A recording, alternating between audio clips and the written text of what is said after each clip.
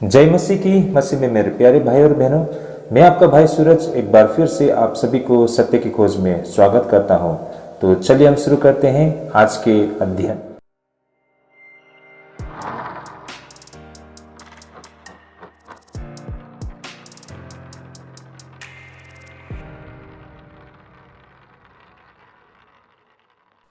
तो स्वागत है भाई और बहनों एक बार फिर से आज के विशेष कार्यक्रम में।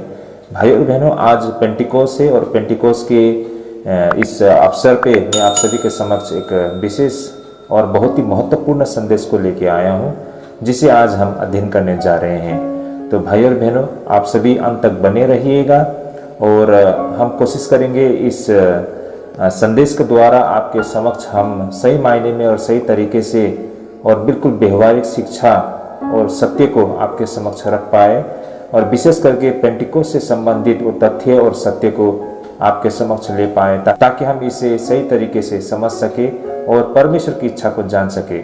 तो भाई और बहनों, अंत तक बने रहिए, विदाउट स्किप किए इसे देखिए, ताकि हम कड़ी को जोड़ पाए और हमारा जो मकसद है इस संदेश के द्वारा आपके समक्ष रखने का, उसको हम समझ पाए। तो भाई और बहनों, साथ ही मेरा ये आप सभी से गुजारिश भी रहेगा, जब कभी भी आप इस वीडियो को देखेंगे तो अपने मन ही मन में जरूर प्रार्थना करें, ताकि पवित्र आत्मा हमें प्रभुता करे और हम जो भी सुनने जा रहे हैं, जो वचन पढ़ने जा रहे हैं, उसे परमेश्वर की इच्छा के तहत हम समझ सके। पवित्र आत्मा जब हमें अगुवाई करेंगे, तभी हमें इन वचनों से हमें प्रभुता मिलेगी और प्रेरणा मिलेगी। तो भाई और बहनों, अंत तक बने रहिएगा। और इससे पहले कि जितने भी हमारे जो बाइबल अध्ययन है, जिस पर हम बाइबल अध्ययन करते हैं, वो सारे वीडियोस हमारे प्लेलिस्ट से आपको मिल जाएगा। आप वहाँ पर भी जाके इससे पहले कि जितने भी हमारे बाइबल अध्ययन है उसे भी आप देख पाएंगे। तो चलिए भाई और बहनों, शुरू करते हैं आज के हमारे पेंटिकोस के अवसर पर ये विशेष संदेश को। तो भाई और बहनों, विषय रहेगा पवित्र आत्मा की सामर्थ। ये हमारा आज का विषय रहेगा, पवित्र आत्मा की सामर्थ। तो भाई और बहनों, शायद आप सभी आज पेंटिकोस के अवसर पे अपने अपने चर्च गए होंगे, है ना, और आप सभी ने आज पेंटिकोस संडे के अवसर पर पेंटिकोस से संबंधित वो सारे वचन को, उस सारे संदेश को आपने सुना होगा। तो भाई और बहनों, हमारा भी यही कोशिश रहेगा कि हम पेंटिकोस के सही मायने को हम समझें और इसमें परमेश्वर की इच्छा क्या है उन्हें भी हम समझने के लिए कोशिश करें। तो हम आगे बढ़ने से पहले वचन को पढ़ लेते हैं। प्रेरित के काम 2 अध्याय 1 से लेकर 21 पद तक में होता क्या है कि हर पेंटिकोस के अवसर पर आमतौर पर इन्हीं वचनों को लोग पढ़ा करते हैं, विशेष करके प्रेरित के काम 2 अध्याय 1 से लेके। तो हम भी उन्हीं वचनों को पढ़ेंगे और ये सारे जो घटना जो घटी थी उस वक्त, इन बातों को हम समझने के लिए कोशिश करते हैं। तो आइए सबसे पहले वचन को पढ़ते हैं, प्रेरित के काम 2 अध्याय 1 से लेके 21 पद तक में। तो भाई और बहनों, वचन यहाँ पर इस प्रकार लिखा है। तब पिंतकुस का दिन आया तो वे सब एक जगह इकट्ठे थे। एकाएक आकाश से बड़ी आंधी की सी सनसनाहट का शब्द हुआ और उससे सारा घर जहां वे बैठे थे गूंज गया, और उन्हें आग की सी जीभें फटती हुई दिखाई दी और उनमें से हर एक पर 8 ठहरी। वे सब पवित्र आत्मा से भर गए और जिस प्रकार आत्मा ने उन्हें बोलने की सामर्थ दी थी, वे अन्य अन्य भाषा बोलने लगे। आकाश के नीचे की हर एक जाति में से भक्त यहूदी यरूशलेम में रह रहे थे। जब यह शब्द हुआ तो भीड़ लग गई और लोग घबरा गए, क्योंकि हर एक को यही सुनाई देता था कि ये मेरी ही भाषा में बोल रहे हैं। वे सब चकित और अचंभित होकर कहने लगे, देखो, ये जो बोल रहे हैं, क्या सब गलीली नहीं? तो फिर क्यों हम में से हर एक अपनी अपनी जन्मभूमि की भाषा सुनता है? हम तो पार्थी और मेदी और एलामी और मेसोपोटामिया और यहूदिया और कम्पुदिकिया और पुंतुस और आसिया और फ्रुगिया और पंफिलिया और मिस्र और लीबिया देश जो कुरेने के आसपास है, इन सब देशों के रहने वालों और रोमी प्रवासी अर्थात यहूदी और यहूदी मत धारण करने वाले क्रेती और अरबी भी है, परंतु अपनी अपनी भाषा में उन्हें परमेश्वर की बड़े बड़े कामों की चर्चा सुनते हैं। और वे सब चकित हुए और घबराकर एक दूसरे से कहने लगे, यह क्या हो रहा है? परंतु दूसरों ने ठट्ठा करके कहा, वे तो नई मदिरा के नशे में चूर है। अब हम आगे देखते हैं पतरस का भाषण। तब पतरस उन 11 के साथ खड़ा हुआ और ऊंचे शब्द से कहने लगा, हे यहूदियों और हे यरूशलेम के सब रहने वालों, यह जान लो कि कान लगाकर मेरी बातें सुनो। जैसा तुम समझ रहे हो, ये लोग नशे में नहीं है, क्योंकि अभी तो पहर ही दिन चढ़ा है, परंतु यह वह बात है जो योएल भविष्यद्वक्ता के द्वारा कही गई थी। परमेश्वर कहता है कि अंत के दिनों में ऐसा होगा कि मैं अपना आत्मा सब मनुष्यों पर उड़ेलूंगा और तुम्हारे बेटे और तुम्हारी बेटियां भविष्यवाणी करेगी और तुम्हारे जवान दर्शन देखेंगे और तुम्हारे पुण्य स्वप्न देखेंगे। वरन मैं अपने दासों और अपनी दासियों पर भी उन दिनों में अपनी आत्माओं में से उड़ेलूंगा और वे भविष्यवाणी करेंगे। और मैं ऊपर आकाश में अद्भुत काम और नीचे धरती पर चिन्ह अर्थात लहू और आग और धुएं की बादल दिखाऊंगा। प्रभु के महान और तेजस्वी दिन के आने से पहले सूर्य अंधेरा और चाँद लहू सा हो जाएगा, और जो कोई प्रभु का नाम लेगा वह उद्धार पाएगा। हे इज़राइलियों, ये बातें सुनो, और जो कोई प्रभु का नाम लेगा वह उद्धार पाएगा। आमीन। तो भाई और बहनों, अब हम इस पैसेज में क्या देख पाते हैं कि पवित्र आत्मा का उतरना और साथ ही पतरस का भाषण। भाई और बहनों, यहाँ से हम पेंटिकुस्त से संबंधित उन सारे तथ्यों को अच्छी तरह से समझ सकते हैं। तो भाई और बहनों, होता क्या है कि आमतौर पर हम विश्वासी सारे विश्व में खास करके 2 ऐसे जो पर्व होते हैं उसे लोग पालन किया करते हैं। मेरा कहने का मतलब 2 ऐसे मुख्य फेस्टिवल जो ईसाई धर्म से जुड़ी हुई है। पहला तो क्रिसमस और दूसरा बेशक ईस्टर संडे, है ना। तो कुल मिलाकर ये 2 महान पर्व को ईसाई जगत में इसको बेहद मान्यता दी जाती है।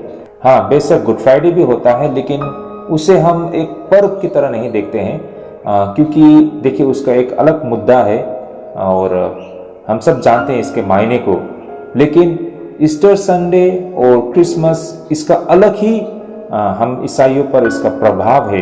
तो भाई और बहनों, आमतौर पर अगर हम ऐसा कहें कि ईसाई जगत में या ईसाइयों के लिए सबसे महान पर्व जब हम मानते हैं तो हमारे लिए क्रिसमस और ईस्टर संडे सबसे प्रमुख में आता है।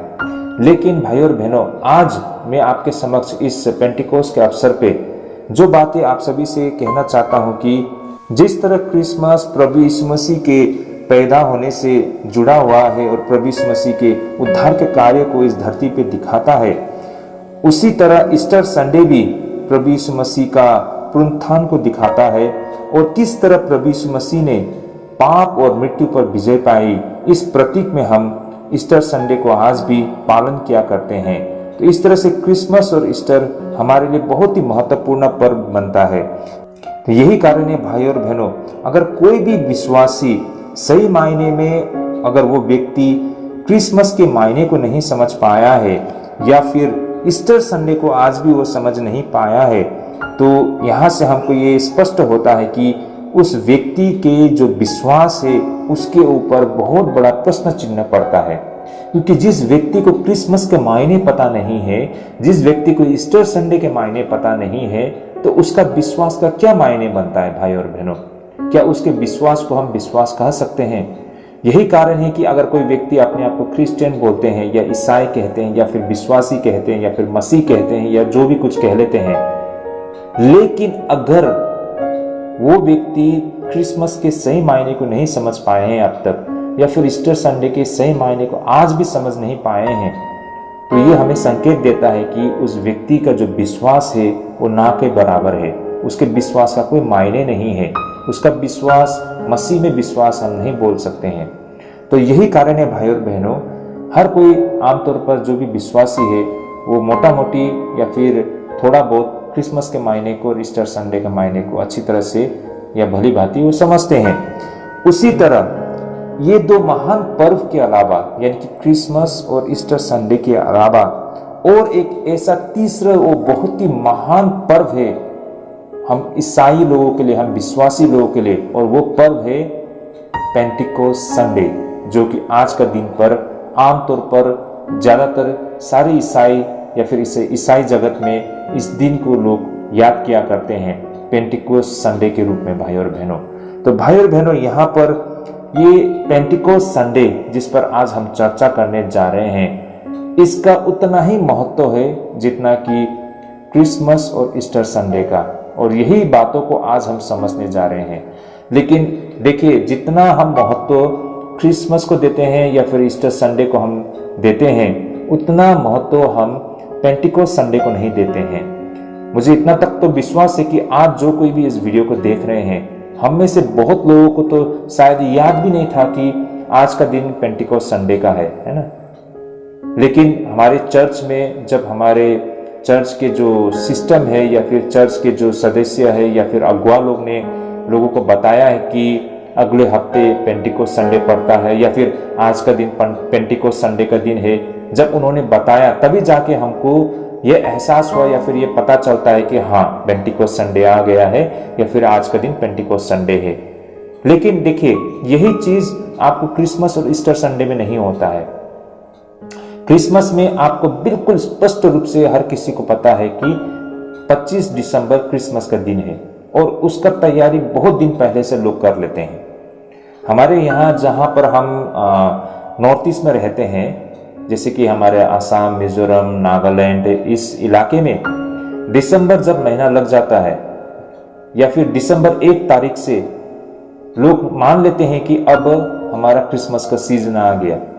तभी से लोग तैयारी करना शुरू कर देते हैं। घर के अपने अपने छत में वो चमकता हुआ तारे है ना, वो लगाना शुरू कर देते हैं। लोग डेकोरेट करना शुरू कर देते हैं, क्रिसमस ट्री लाके उसको सजाना शुरू कर देते हैं, अपने चर्च को डेकोरेट करना शुरू कर देते हैं, लोग प्लानिंग करना शुरू कर देते हैं। बहुत कुछ, छोटे से बड़े लोग, हर किसी का इसका इंतजार होता है क्रिसमस का।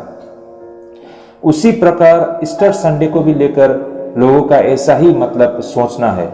लोग गुड फ्राइडे और ईस्टर संडे के लिए भी लोग तैयार हो जाते हैं। आमतौर पर ज्यादातर लोगों को ये पता होता है कि मार्च या अप्रैल महीने के बीच में आपको गुड फ्राइडे और ईस्टर संडे पड़ता है, और इसका तैयारी लोग करते हैं।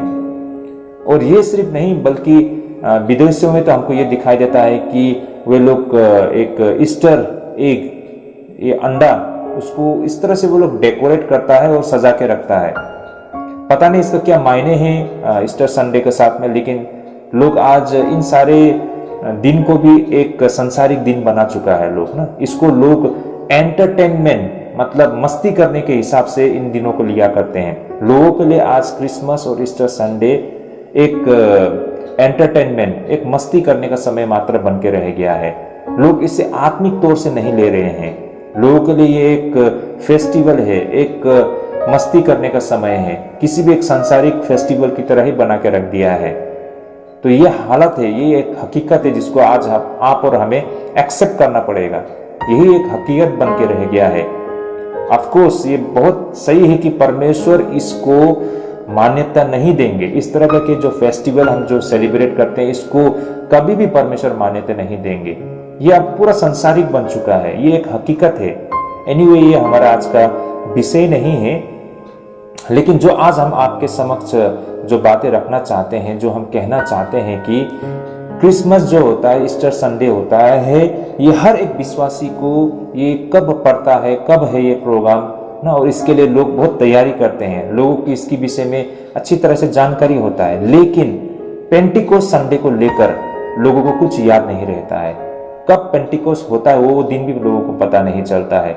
जब पेंटिकोस्ट का समय आ जाता है तो चर्च में हमारे जो कलीसिया के जो अगुआ होते हैं, लीडर्स लोग होते हैं, वे लोग जब बताते हैं लोगों को कि अगले हफ्ते पेंटिकोस्ट है ना, तब हमको एहसास होता है कि हाँ, पेंटिकोस्ट आ गया।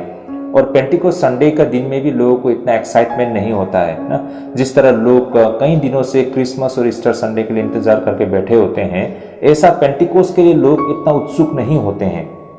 लोगों को याद तक भी नहीं होता है कि पेंटिकोस्ट संडे कब है।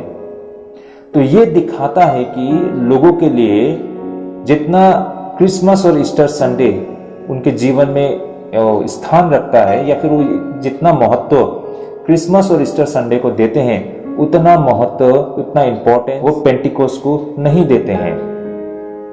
जितना क्रिसमस को और ईस्टर संडे को लोग महत्व देते हैं, उतना इंपॉर्टेंट लोग पेंटिकोस्ट संडे को नहीं देते हैं। तो भाई और बहनों, क्या यह सही है? क्या ऐसा करना सही रहेगा, या फिर हमारी समझ में बहुत बड़ी एक खोट है, या फिर हम अब तक परमेश्वर के कार्य को समझ नहीं पाए हैं? हमारा विश्वास के ऊपर में बहुत बड़ा प्रश्न चिन्ह पड़ता है।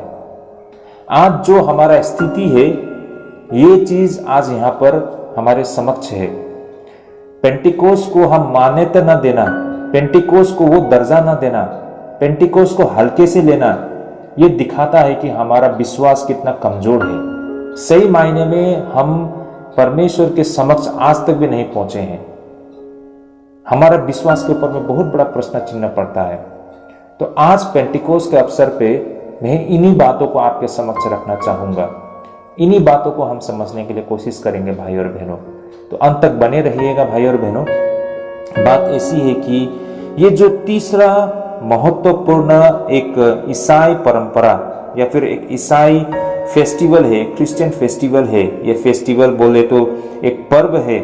तो ये जो तीसरा ऐसे महत्वपूर्ण पर्व हम ईसाई जगत के लिए, भाई और बहनों, इसका संबंध जो हम देख पाते हैं उसे हम प्रेरित का काम 2 अध्याय के साथ जोड़ के हम इसे देख पाते हैं, जिसको अभी थोड़ी देर पहले मैंने वचन के रूप में आपके समक्ष पढ़ा था। तो इस तरह भाई और बहनों, जब हम प्रेरित के काम 2 अध्याय को हम पढ़ते हैं तो वहां से हमें ये जानकारी मिलता है कि इसी दिन यानी कि पेंटिकोस्ट के दिन में पवित्र आत्मा का अपने चेलों के ऊपर में उड़ेले जाने के विषय में हम देख पाते हैं। कहने का मतलब, उस दिन पवित्र आत्मा उनके चेलों के ऊपर में उतर आई थी, जहां पर वे यरूशलेम के किसी कमरे में छिप के बैठे थे। देखिए भाई और बहनों, यहाँ पर बहुत ही इंटरेस्टिंग विषय ये है कि पेंटिकोस्ट के दिन से पहले वे सारे प्रभु यीशु मसीह के जो प्रेरित थे, जो चेले लोग थे, वे किसी घर के अंदर छिप के रह रहे थे। वे लोग उन लोगों से डर रहे थे जिन्होंने प्रभु यीशु मसीह को क्रूस में टंगा दिया था ना। उनको लगता था कि जिस तरह उन लोगों ने प्रभु यीशु मसीह को इतनी भयानक तरीका से उन्होंने हत्या कर दी ना, उनको सूली पे चढ़ा दिया, कहीं वही लोग उनके साथ भी वैसा ही व्यवहार न करे। तो वे लोग डरे हुए थे और यही कारण है कि यरूशलेम के किसी एक कमरे में वे लोग छिप के रह रहे थे और उस समय का इंतजार किया कर रहे थे जिसके विषय में प्रभु यीशु मसीह ने उनके साथ वादा किया था। उस समय के इंतजार में थे। तो हम देख पाते हैं कि यही व्यक्ति जो बिल्कुल डरे हुए थे, यही प्रेरित जो एक समय में डर के यरूशलेम के किसी कमरे में वो लोग छिप के रह रहे थे, अब यही व्यक्ति को हम क्या देख पाते हैं कि तुरंत और बिल्कुल अचानक और बिल्कुल आश्चर्य तरीके से ये व्यक्ति पवित्र आत्मा से परिपूर्ण हो जाते हैं ना। वे इतने सामर्थ्य हो जाते हैं कि प्रभु यीशु मसीह के कार्य को उस शहर में आगे फैलाने में या फिर प्रभु यीशु मसीह के उस संदेश को हर लोगों तक पहुंचाने के लिए वे लोग तैयार हमको दिखाई देता है। जहां पर जिस समय पर प्रभु यीशु मसीह को लोगों ने हत्या कर दी थी ना, जो लोग प्रभु यीशु मसीह का विरोध करते थे, आज उन्हीं लोगों के बीच में ये प्रभु यीशु मसीह के चेले यीशु के संदेश को लेकर उठ खड़े हो गए थे। तो भाई और बहनों, ये सारे कुछ होते हुए हम देख पाते हैं प्रेरित के काम 2 अध्याय में। तो भाई और बहनों, चलिए हम इसके पृष्ठभूमि को समझने के लिए कोशिश करते हैं, इसको बैकग्राउंड को हम समझने के लिए कोशिश करते हैं। तो बात ऐसी है कि होता क्या था कि उस जमाने में जो यहूदी होते थे, उन यहूदियों का 3 ऐसे मुख्य पर्व होते थे। उस समय जो यहूदी थे, उन यहूदियों का मुख्य तौर पे 3 ऐसे पर्व होते थे और उस पर्व को पालन करने के लिए यरूशलेम के जो मंदिर है या फिर यरूशलेम जो है उसके 20 मील के अंदर में जितने भी यहूदी पुरुष आते हैं, कहने का मतलब यरूशलेम के 20 मील के अंदर में, है ना, उस 20 मील के अंदर में जितने भी यहूदी पुरुष होते हैं वे बाध्य थे इस महान पर्व को पालन करने के लिए, उन्हें यरूशलेम आने के लिए, है ना। कहने का मतलब 20 मील के दायरे में जितने भी यहूदी पुरुष रहते हैं उनको इस महान पर्व को पालन करने के लिए आना ही होता है। और वे लोग आया करते थे। तो देखिए भाई और बहनों, इनमें से वो 3 मुख्य पर्व वो कौन कौन से थे? पहला तो पास ओवर फीस्ट, दूसरा पेंटिकोस और तीसरा फीस्ट ऑफ टैबरनेकल। तो कहने का मतलब ये 3 ऐसे मुख्य पर्व थे जिस पर्व को पालन करने के लिए यरूशलेम के जो 20 मील के अंदर में हर कोई वो यहूदी पुरुष वो बाध्य थे इस पर्व को पालन करने के लिए। इस पर्व के अवसर पर उन्हें यरूशलेम आना होता था। तो ये बहुत ही महत्वपूर्ण था भाई और बहनों, और इसको पालन करने के लिए हर वो यहूदी पुरुष को आना ही होता है, वो बाध्य थे भाई और बहनों व्यवस्था द्वारा, है ना। तो उसी तरह भाई और बहनों, अब इन 3 पर्व में से जिस पर्व के विषय में हम चर्चा कर रहे हैं वो है पेंटिकोस। देखिए पेंटिकोस का मतलब क्या होता है? पेंटिकोस का मतलब या फिर इसके शाब्दिक अर्थ ये होता है कि 50 यानी कि 50 दिन या 50। ये जो पेंटिकोस है इसका मतलब इसको 50 कहा जाता है, यानी कि 50 को पेंटिकोस कहा जाता है। तो इस पर्व का नाम क्यों 50 पड़ा, क्यों पेंटिकोस पड़ा? देखिए भाई और बहनों, इसके पीछे का तथ्य ये है कि जो ये पेंटिकोस का पर्व होता है, ये पास ओवर फीस्ट, जो पास ओवर का जो पर्व होता है, उस पर्व के 50 दिन बाद में ये पेंटिकोस पड़ता है। यही कारण है कि ये नाम जो इस पर्व का पेंटिकोस पड़ा है, जिसका मतलब है 50, क्योंकि पास ओवर फीस्ट के 50 दिन बाद में ये पर्व पड़ता है, और यही कारण है इसको 50 कहा गया है, ये 50 दिन कहा गया है, यानी कि पेंटिकोस कहा गया है। आई होप यहाँ तक आप लोग समझ पा रहे हैं। इन सब के अलावा ये जो पेंटिकोस फेस्टिवल होते हैं, ये जो पेंटिकोस का पर्व होता है, ये जून महीने के पहले हफ्ते में आमतौर पर पड़ता है। कहने का मतलब जून महीने के पहले हफ्ते पर या पहले कुछ दिनों में ये पेंटिकोस फेस्टिवल पड़ता है। और यही कारण है कि ऐसा माना जाता है कि उस वक्त जो यरूशलेम का माहौल होता है या फिर उनका जो वेदर होता है या फिर वहाँ का जो मौसम होता है, ये बिल्कुल खुशनुमा होता है ना। बहुत ही मतलब प्लीजेंट वेदर होते हैं, है ना। लोगों को बहुत अच्छा लगता है। शायद हो सकता है उस समय बारिश ना हो सकता है इतना गर्मी ना हो, इतना ठंडा ना हो, है ना। और यही कारण है कि बहुत ही कंफर्टेबल वेदर, है ना, जो उस समय का मौसम होता है वो बिल्कुल बढ़िया मौसम, है ना। तो यही कारण लोगों को सफर करना आसानी होता था, और ऐसा माना जाता है कि यही कारण है कि पेंटिकोस के पर्व में बहुत सारे लोग आया करते थे। और जैसे कि हमने इन वचनों में भी देखा है, जो थोड़ी देर पहले हमने पढ़ा है, कि यरूशलेम के आसपास के जो शहर है या फिर आसपास के जो देश होते हैं, क्योंकि यहूदी लोग अलग अलग शहर में अलग अलग देशों में बसे थे, तो वहां से वे लोग आया करते थे। कहने का मतलब हर जगह से, हर देश से उस पर्व को पालन करने के लिए यरूशलेम में आया करते थे। और देखिए ये बहुत ही इंटरेस्टिंग बातें हैं। इसी समय को, इसी दिन को परमेश्वर ने भी चुना अपने सुसमाचार को लोगों तक पहुंचाने के लिए, ताकि जहां अलग अलग देश से वहां पर जो लोग आए हैं सुसमाचार को सुन पाए और वापस उस संदेश को लेकर अपने अपने देश तक लौट सके, और इस तरह से सुसमाचार सारे विश्व में फैल जाए। तो देखिए भाई और बहनों, ये सारे घटना अचानक यूं ही ऐसे ही हो गया, ऐसा बिल्कुल नहीं है। ये बिल्कुल योजना के तहत हुआ था। परमेश्वर की इच्छा के मुताबिक, परमेश्वर की योजना के मुताबिक इन सारी चीजों को किया गया था, ताकि ये सुसमाचार हर लोगों तक पहुंचे। और ऐसे दिन को परमेश्वर ने, ऐसे स्थान को चुना है जहां पर दुनिया के अलग अलग देश से आए हुए लोग, अलग अलग भाषा बोलने वाले लोग आए होंगे, और जब वे लोग इन संदेश को सुनेंगे तो लौट के अब इन संदेश को अपने लोगों तक पहुंचा सके और वहां तक भी ये संदेश पहुंच सके। तो देखिए परमेश्वर का कार्य कितना महान है ना। हो सकता है हम मनुष्य की सोच के परे हैं, लेकिन परमेश्वर का योजना और कार्य हमेशा सटीक होते हैं। ये भी बात आज यहाँ से हम समझ सकते हैं। तो भाई और बहनों, कुल मिलाकर पेंटिकोस जो पर्व होता था उस वक्त, ये जून महीने के पहले हफ्ते पर पड़ता था। कारण मौसम बहुत अच्छा होने के वजह से वहां पर उस फेस्टिवल में अलग अलग देश से भी बहुत लोग आया करते थे। यही कारण है कि यरूशलेम उस समय बहुत भीड़ होते थे ना, लोगों से खचाखच भरा हुआ होता था।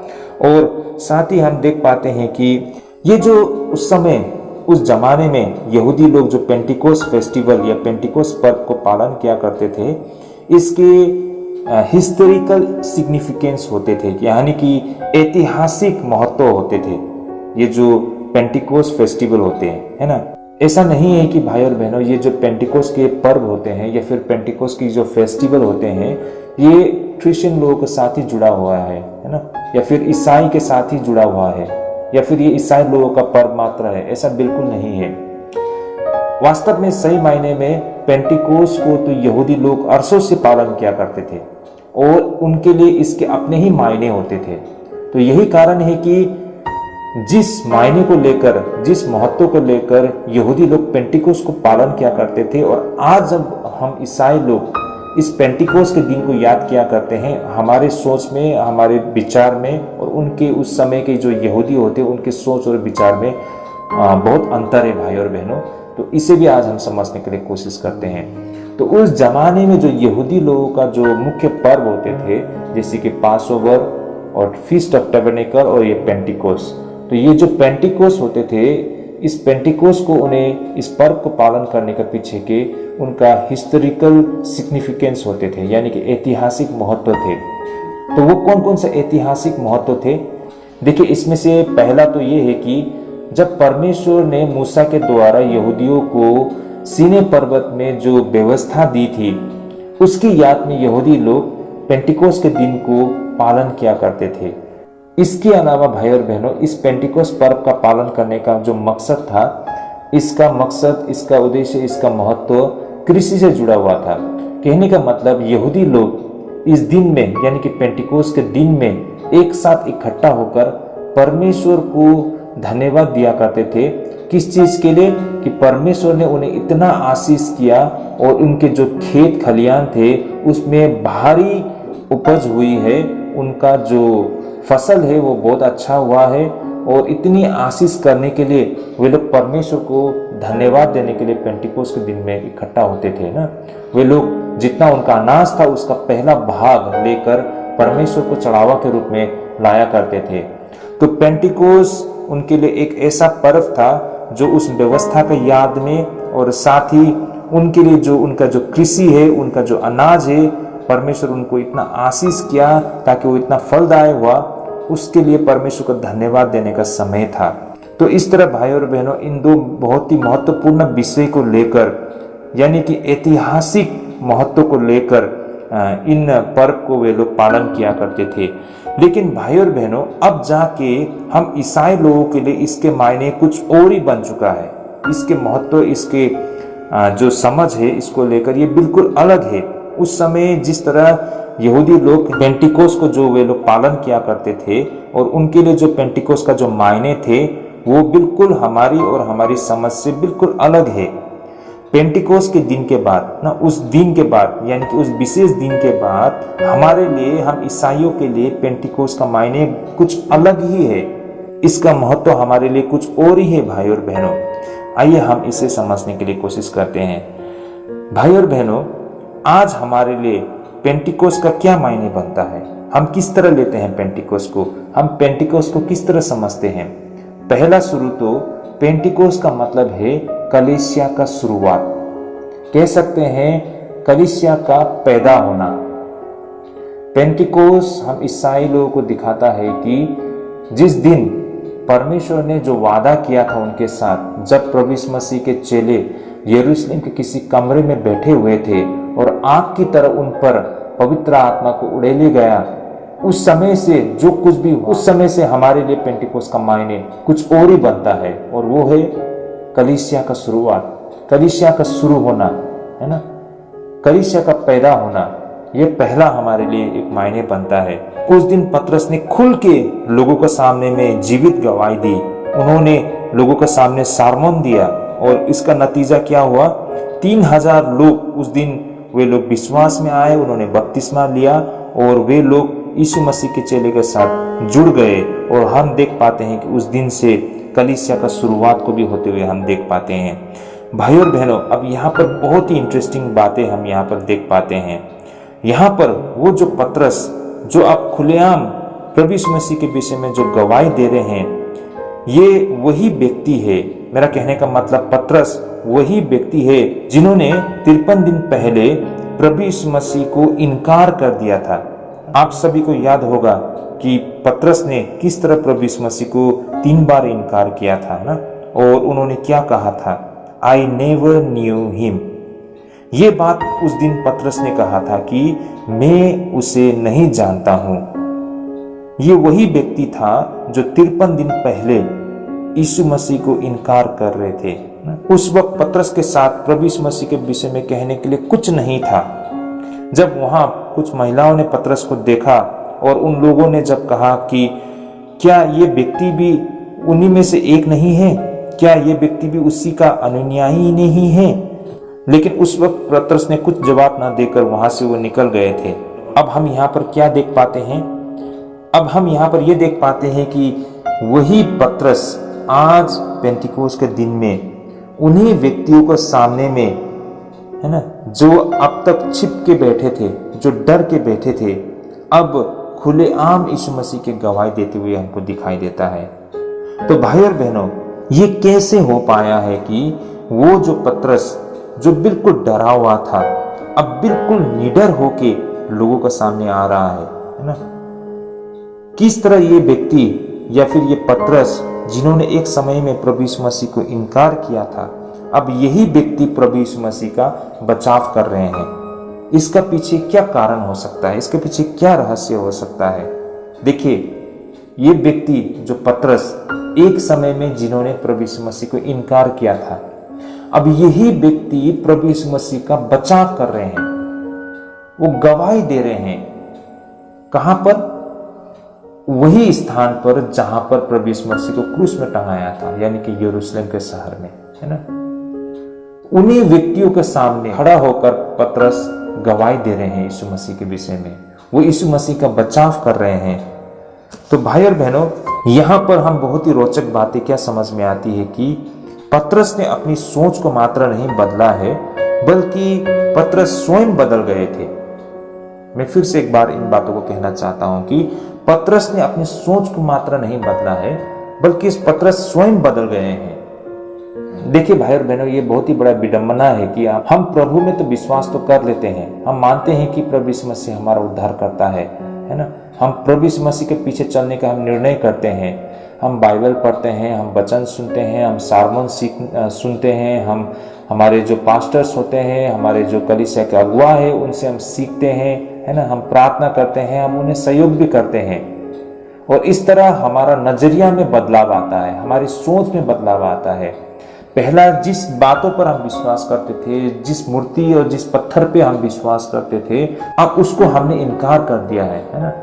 हमको ये बात समझ में आ गई है कि वो एक मुर्दा पत्थर मात्र है ना? वो परमेश्वर नहीं है। और आज जिस परमेश्वर की हम आराधना कर रहे हैं, वो जीवित परमेश्वर है। उन्होंने ही हमें सृष्टि किया है, वही हमें जीवन दे सकता है, वही हमें उद्धार दिला सकता है, हमारे पापों से छुटकारा दिला सकता है। ऐसे कई सारी बातों से हमारा सोच, हमारा विचारधारा में हम बदलाव देख सकते हैं। अब हमारा नजरिया में चेंज आ गया है। लेकिन दुख की बात यह है कि हमारी नजरिया, हमारी सोच में मात्र बदलाव आया है, लेकिन हम खुद में वो बदलाव नहीं आया है। और यही हालत आज ज्यादातर सारे विश्वासी का है। जब वो व्यक्ति अंधकार से ज्योति में आता है, तो बेशक उसके नजरिया, उसके सोच में बदलाव तो आता है, लेकिन वो खुद में वो बदलाव नहीं आता है। और यही बहुत बड़ा एक समस्या बन गया है आज के समय में। हम मुंह से तो अंगीकार करते हैं, है ना? मुंह से तो हम स्वीकार करते हैं, मुंह से हम गवाही तो देते हैं, लेकिन उस जीवन को हम नहीं जीते हैं। हम में वो बदलाव नहीं आया है। हम समझ तो गए हैं, हम जान गए हैं, लेकिन हमारा जीवन में वो परिवर्तन नहीं आया है। हम जैसा प्रभु में विश्वास करने से पहले जैसा थे, आज भी वैसा ही है। हमारे अंदर वो ही जो गंदगी है, वो पहले भी जैसा था और आज भी वैसा ही है।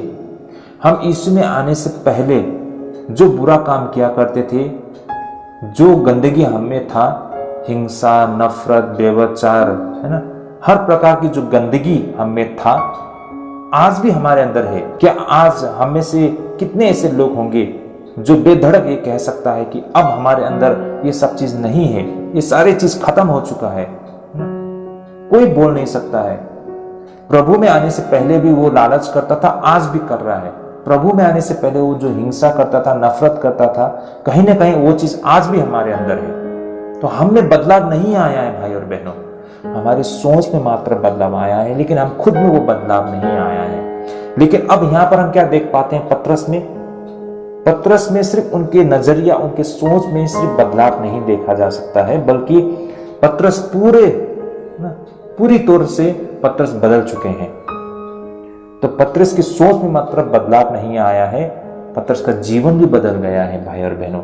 ये फर्क था पतरस और आज आप और हमारे बीच में भाई और बहनों।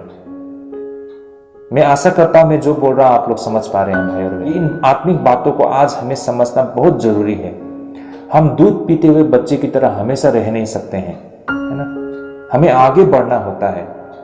तो हमारे जीवन में हमको परिवर्तन दिखना बहुत जरूरी है।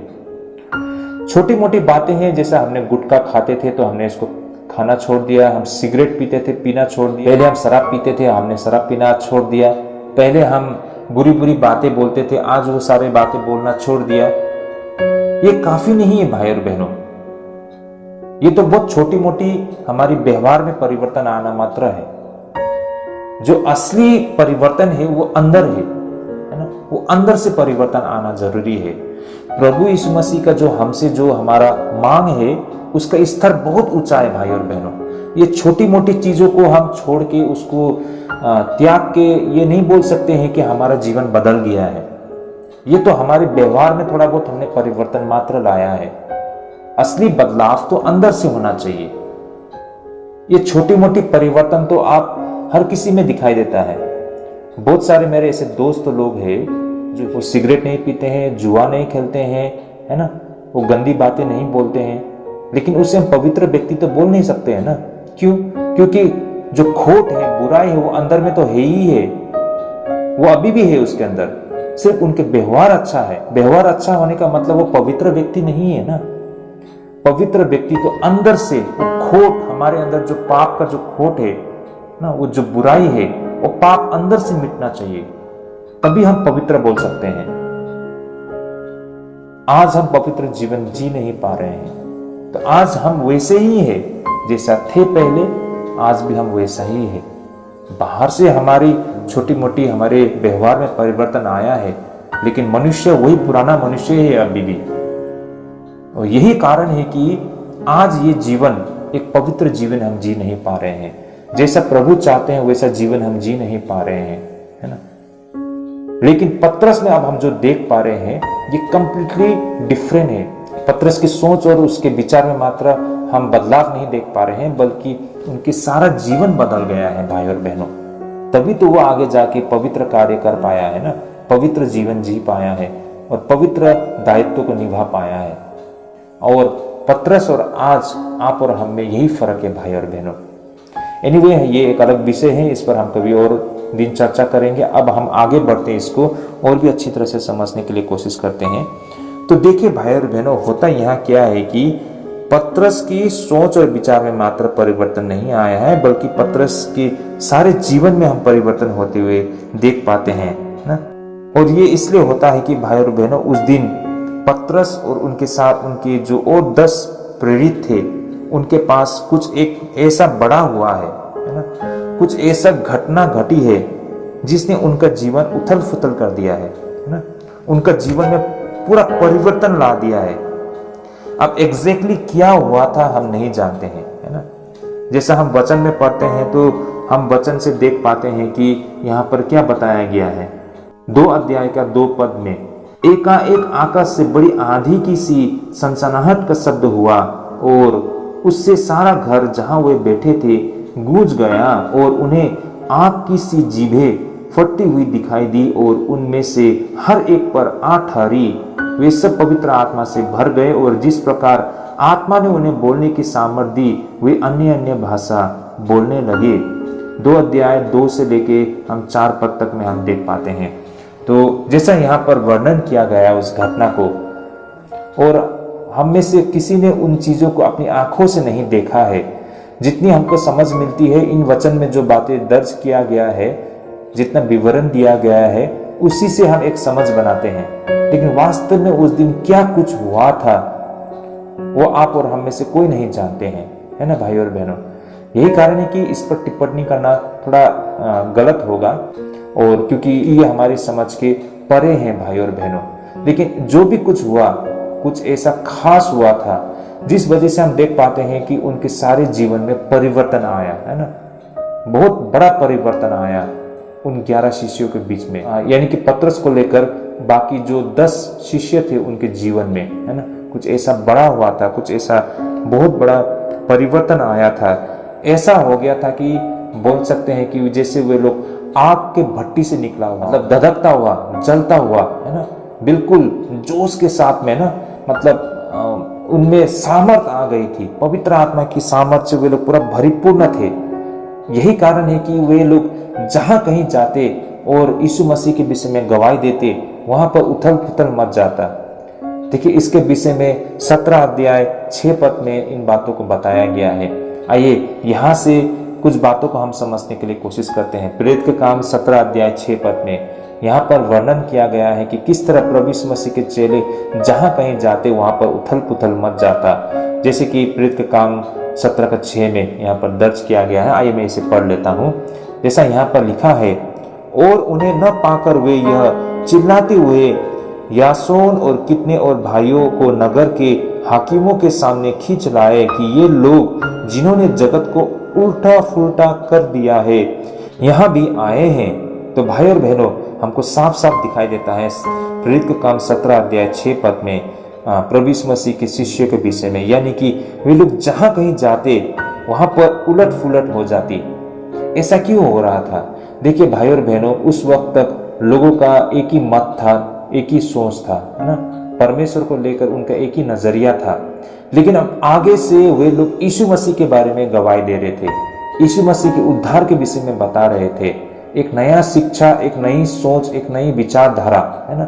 और इन बातों को समर्थन करने वाले लोग भी बहुत लोग हो चुके थे। और यही कारण है कि यहूदी समाज में फटाव हो रहा था ना, वो बट रहे थे ना, उनकी सोच में, उनके बीच में संघर्ष हो रहा था, जिस वजह से एक ही परिवार में मतलब क्या हो रहा था कि वो लोग बट रहे थे। एक ही परिवार में ऐसे लोग थे जो यीशु के उद्धार को वो लोग विश्वास कर रहे थे, और कुछ लोग यहूदी मत में रह गए थे। तो इस तरह से उनके समाज में, उनके परिवार में ऐसे दो घड़े हो गए थे ना, इस तरह से दो विचारधारा के साथ लोग हो गए थे। और यही कारण है कि उनके बीच में उथल फुथल मच गया था। शायद एक दूसरे को वो लोग विरोध कर रहे थे, बहुत कुछ हो रहा था। तो यही कारण है कि उस समय यहूदी समाज में जहां कहीं भी ये लोग जाते, उस वजह से वहां पर उथल फुथल हो रही थी, है ना। तो याद कीजिए भाई और बहनों, ये व्यक्ति वही व्यक्ति लोग थे, एक समय में डर डर के रह रहे थे, छिप छिप के रह रहे थे। अब क्या हो गया कि वे लोग निडर होके हर जगह यीशु के गवाही देने के लिए पहुंच रहे थे, और उनके वजह से उथल फुथल हो रहा था। मेरी बातों को आप लोग समझ पा रहे होंगे भाई और बहनों। तो कुछ इसी तरह भाई और बहनों, जो कोई आज आप और हमारे बीच में से ये मानते हैं कि वो यीशु मसीह का अनुयायी है, तो आप और हमारे जीवन में भी कुछ इसी तरह उथल पुथल होने की आवश्यकता है। भाई और बहनों, आइए इसे हम और भी गहराई से समझने के लिए कोशिश करते हैं। देखिए, यहाँ पर फिर से मैं एक बार आप लोगों को क्रिसमस और ईस्टर संडे को आपके समक्ष रख के पेंटिकोस के मायने को सही तरीके से बताने के लिए कोशिश कर रहा हूँ। ऐसा क्यों है भाई और बहनों? देखिए, मैंने शुरुआत से कहा ना, आज के जमाने में, आज के समय में हम ईसाइयों के लिए सबसे महत्वपूर्ण पर्व क्रिसमस और ईस्टर संडे मात्र बन के रह गया है। लेकिन वही जो महत्व या फिर उतना ही इम्पोर्टेंस हम पेंटिकोस को नहीं देते हैं, है ना। और ये बहुत ही गलत बातें हैं भाई और बहनों। तो यही कारण है कि पेंटिकोस संडे या फिर पेंटिकोस का दिन भी हमारे लिए उतना ही महत्वपूर्ण है। पेंटिकोस ऐसा दिन है जो हमें कुछ ऐसी बातों को याद दिलाता है जो हमारे लिए आज के समय में बहुत ही महत्वपूर्ण है। तो यही कारण है कि इसको मैं क्रिसमस और ईस्टर संडे के साथ तुलना करके दिखाने के लिए कोशिश कर रहा हूँ भाई और बहनों, ताकि हम इसके महत्व को समझ सके। देखिए भाई और बहनों, होता क्या है कि क्रिसमस किस चीज को दर्शाता है? बेशक क्रिसमस प्रभु यीशु मसीह के जन्म को दिखाता है ना, प्रभु यीशु मसीह के पैदा होने को दर्शाता है, उसी प्रकार भाई और बहनों पेंटिकोस भी कलीसिया की शुरुआत को दिखाता है। पेंटिकोस भी कलीसिया का जन्म होने को दिखाता है। जिस तरह क्रिसमस यीशु मसीह का पैदा होने को दिखाता है, तो उसी प्रकार पेंटिकोस कलीसिया का पैदा होने को दिखाता है। जिस तरह ईस्टर संडे यीशु मसीह के पुनरुत्थान को दिखाता है, ईस्टर संडे जिस तरह प्रभु यीशु मसीह के पुनरुत्थान को दिखाता है, उसी तरह पेंटिकोस भी प्रभु यीशु मसीह का प्रचार होते हुए सारे जगत में, सारे लोगों के बीच में प्रचार होते हुए उस दिन को दिखाता है पेंटिकोस। तो भाई और बहनों, मेरा कहने का मतलब जितना महत्व हमारे लिए क्रिसमस और ईस्टर संडे का होता है, उतना ही महत्व पेंटिकोस का भी है भाई और बहनों। इनफैक्ट हम आज के समय में तो हम सबके लिए सबसे ज्यादा महत्व तो पेंटिकोस होता है। अगर इसके सही मायने को हम समझे तो ना, हमारे लिए आज के समय में क्रिसमस और ईस्टर संडे से भी ऊंचा हो गया है पेंटिकोस का मायने। सही मायने में अगर हम कहें तो क्रिसमस वो ऐसी एक घटना है जो हजारों सालों पहले घट चुका है, और उसी तरह ईस्टर संडे भी वो ऐसी घटना थी जो घट चुका है। लेकिन पेंटिकोस ये आज भी वर्तमान है। आज आप और हम पेंटिकोस में जी रहे हैं। आज भी आप और हम पेंटिकोस में ही हैं। तो पेंटिकोस का मायने बहुत ही महत्वपूर्ण है भाई और बहनों। इसे आज हम समझने की आवश्यकता है। तो यही कारण है भाई और बहनों, अगर कोई व्यक्ति सही मायने में पेंटिकोस के मायने को नहीं समझ पा रहा है, तो कह सकते हैं कि उसका विश्वास विफल हो गया है। कोई व्यक्ति पेंटिकोस के मायने को नहीं समझता है तो उसका विश्वास विफल हो चुका है, ऐसा कह सकते हैं भाई बहनों। ऐसा क्यों है भाई और बहनों? ऐसी क्या बातें हैं जो आज हम कहते हैं कि अगर कोई व्यक्ति पेंटिकोस के मायने को नहीं समझ रहा है, इसका मतलब यह है कि हमारा विश्वास विफल हो चुका है। ऐसा क्यों है भाई और बहनों? आइए इसे हम समझने के लिए कोशिश करते हैं। आप सभी को याद होगा प्रेरित का काम 1 अध्याय 4 और 5 पद में प्रभु यीशु मसीह ने अपने शिष्यों से क्या कहा था? उन्होंने कहा था कि तुम्हें यरूशलेम के शहर के अंदर में ही रहना है, जब तक तुम्हें वो पवित्र आत्मा की सामर्थ नहीं मिलेगी, तुम्हें यरूशलेम के शहर के अंदर में ही रहना है। प्रेरित का काम 1 अध्याय 4 और 5 पद में ना, जैसे यहाँ लिखा है, आइए मैं इसे पढ़ना चाहूंगा। और उनसे मिलकर उन्हें आज्ञा दी कि यरूशलेम को न छोड़ो। देखिए क्या कहा गया है यहाँ पर, और उनसे मिलकर उन्हें आज्ञा दी कि यरूशलेम को न छोड़ो, परंतु पिता की उस प्रतिज्ञा के पूरे होने की बाट जोते रहो, जिसकी चर्चा तुम मुझसे सुन चुके हो। क्योंकि यूहन्ना ने तो पानी में बपतिस्मा दिया है, परंतु थोड़े दिनों के बाद तुम पवित्र आत्मा के बपतिस्मा पाओगे। तो भाई और बहनों, बात बिल्कुल सीधी सी है। यहाँ पर प्रभु यीशु मसीह अपने शिष्यों को बोल रहे हैं कि उन्हें यरूशलेम के शहर के अंदर ही रहना है, जब तक उन्हें वो पवित्र आत्मा की सामर्थ न मिल जाए। देखिए भाई और बहनों, यहाँ पर प्रभु यीशु मसीह अपने शिष्यों को सुसमाचार सुनाने के लिए उनके जो व्यक्तिगत जीवन के अनुभव के आधार पर, या फिर उनकी जो धार्मिक चीजों को लेकर उनकी जो समझ है, व्यवस्था को लेकर उनकी जो समझ है, उस आधार में प्रभु यीशु मसीह अपने शिष्यों को ये नहीं बोल रहे हैं कि अब तुम्हारा समय आ गया है, चले जाओ और सुसमाचार को सुनाओ। ये नहीं बोल रहे हैं भाई और बहनों। याद रखिए, प्रभु यीशु मसीह ऐसा कुछ भी नहीं बोल रहे हैं, बल्कि प्रभु यीशु मसीह क्या बोल रहे हैं कि जब तक तुम्हें पवित्र आत्मा की सामर्थ्य ना मिल जाए, तब तक तुम यरूशलेम के शहर के अंदर में ही रहो। देखिए भाई और बहनों, ना तो यहाँ पर प्रभु यीशु मसीह ये बोल रहे हैं कि, या फिर ये सलाह दे रहे हैं कि तुमने मेरे साथ 3 साल बिताए हैं और इस कारण तुम अब बिल्कुल तैयार हो और जाके सुसमाचार सुनाओ। ऐसा कुछ भी प्रभु यीशु मसीह नहीं बोल रहे हैं, बल्कि प्रभु यीशु मसीह क्या बोल रहे हैं कि उस सामर्थ की इंतजार करो, वेट फॉर द पावर, उस सामर्थ, उस शक्ति का इंतजार करो। वेट फॉर द एनॉइटिंग, यानी कि उस अभिषेक का इंतजार करो। Wait for the holy spirit to come upon them, यानी कि उस पवित्र आत्मा की इंतजार करो तुम्हारे ऊपर आने के लिए। तो यहाँ पर प्रभु यीशु मसीह का कहने का अर्थ क्या था? जब वे लोग एक बार उस पवित्र आत्मा को प्राप्त कर ले, तो वे लोग बिल्कुल तैयार है आगे बढ़ने के लिए और उस समाचार को लोगों तक पहुंचाने के लिए। लेकिन जब तक वे पवित्र आत्मा को प्राप्त न कर ले, उन्हें इंतजार करने को कहा गया है ना, उन्हें रुकने को कहा गया है, उन्हें इंतजार करने के लिए कहा गया है। तो भाई और बहनों, यहाँ पर बात बिल्कुल स्पष्ट है कि पवित्र आत्मा कितना महत्वपूर्ण है, और ये घटना उस दिन पेंटिकोस के दिन में घटी थी। ये पवित्र आत्मा उन्हें पेंटिकोस के दिन में दिया गया था, है ना। जब प्रभु यीशु मसीह के शिष्य यरूशलेम में किसी कमरे में बैठकर उस समय का इंतजार कर रहे थे, तो जैसा प्रभु ने उनके साथ वादा किया था, उनके ऊपर पवित्र आत्मा की सामर्थ आई, और उनमें इतना ताकत आया, इतना सामर्थ आया, और इतना मतलब वे लोग निडर हो गए, और उन लोगों ने बाहर आके उन हजारों लोगों के सामने यीशु मसीह के विषय में गवाही दी, और उनकी गवाही को सुनकर हजारों लोगों ने विश्वास किया, और हजारों लोग उस दिन प्रभु में आए, उनसे जुड़ गए। भाई और बहनों, ये सारे घटना होते हुए हमको देख पाते हैं। तो जैसे कि हम यहाँ पर देख पाते हैं कि उस घटना के बाद कलीसिया का शुरुआत हमको दिखाई देता है, और कलीसिया अपना काम करना शुरू करते हैं ना, लोगों को अपने साथ जोड़ना शुरू कर देते हैं। लेकिन भाई और बहनों, अब यहाँ पर हमको कुछ और बातों को समझने की आवश्यकता है।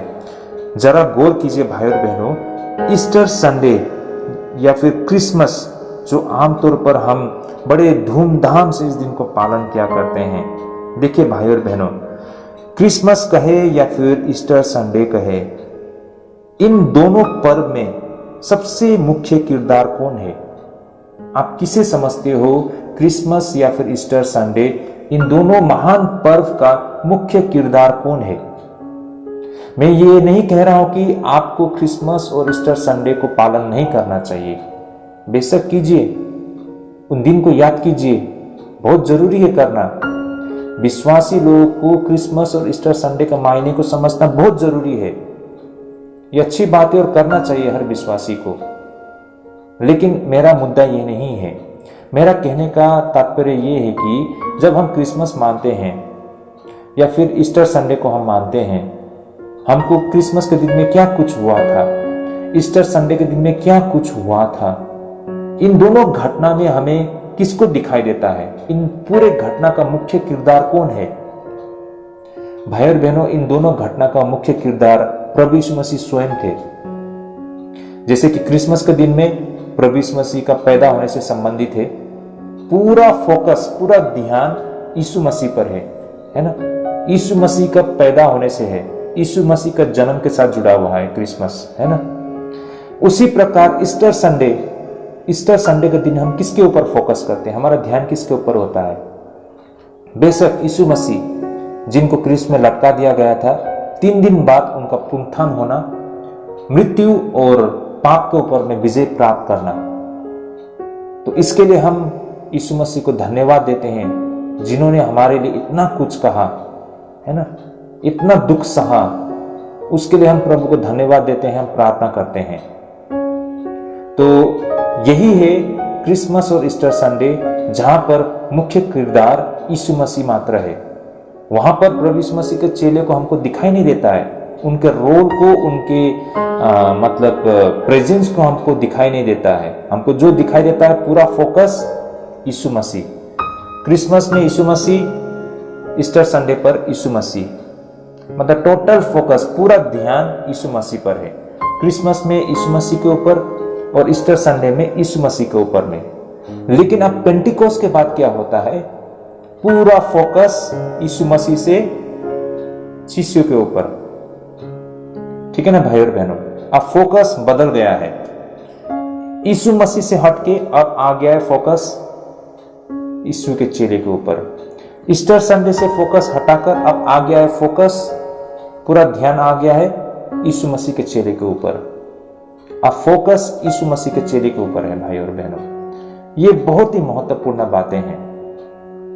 यीशु मसीह ने अपना कर्तव्य निभा दिया है, उनको जो कुछ करना था उन्होंने कर लिया है। क्रिसमस में वो एक मानव रूप के धारण करके हमारे बीच में पैदा होकर आए, और गुड फ्राइडे में उन्होंने इतना बड़ा बलिदान देकर ईस्टर संडे के दिन में हमको दिखाई देता है कि मृत्यु और पाप के ऊपर में विजय प्राप्त करते हुए, उनका पुनरुत्थान होते हुए, और वो वापस लौट गए। अब आगे का जो काम होता है वो टोटल शिष्य के ऊपर में फोकस है ना, प्रभु यीशु मसीह के चेले के ऊपर फोकस है। तो अब फोकस जो उसका जो ध्यान था अब यीशु मसीह के ऊपर में है। तो इससे पहले जिस क्रिसमस को हम लोग पालन कर रहे हैं, जिस ईस्टर संडे को हम लोग पालन कर रहे हैं, यहाँ पर यीशु मसीह पर फोकस था। अब फोकस चेंज हो गया है पेंटिकोस के दिन के बाद। यही कारण है भाई और बहनों, पेंटिकोस का मायने बहुत बड़ा बनता है आप और हमारे लिए। देखिए अब हमको यहाँ पर उस महान परिवर्तन को होते हुए दिखाई देता है ना। अब आगे से आप और हम सिर्फ देखने वाले मात्र नहीं हैं, बल्कि अब आगे से आप और हम करने वाले बन गए हैं। इससे पहले क्या होता था कि हम सिर्फ देख रहे थे कि यीशु क्या कर रहे हैं, दूसरे क्या कर रहे हैं, करते हुए देख रहे थे हम, और हम बस देख रहे थे और सुन रहे थे। लेकिन अब आगे हम खुद करने जा रहे हैं। प्रभु यीशु मसीह का वो कार्य जो मानव जाति को उद्धार दिलाने का कार्य, उस कार्य में अब हम मुख्य स्थान लेने जा रहे हैं। अब टोटल फोकस हमारे ऊपर में है। अब उस कार्य को हम करने जा रहे हैं। सेंटर फॉर अट्रैक्शन या फिर मुख्य किरदार आप और हम, यानी कि प्रभु यीशु मसीह के चेले हम हो गए हैं। अब फोकस हमारे ऊपर है भाई और बहनों। तो यही कारण है भाई और बहनों, पेंटिकोस के वजह से, पेंटिकोस के दिन के वजह से हम अब दूसरे को करते हुए सिर्फ नहीं देखते हैं, बल्कि हम खुद उस पवित्र आत्मा से परिपूर्ण होके परमेश्वर के कार्य में हम भाग होते हैं। तो इस तरह भाई और बहनों पेंटिकोस का ये मायने निकल के आता है।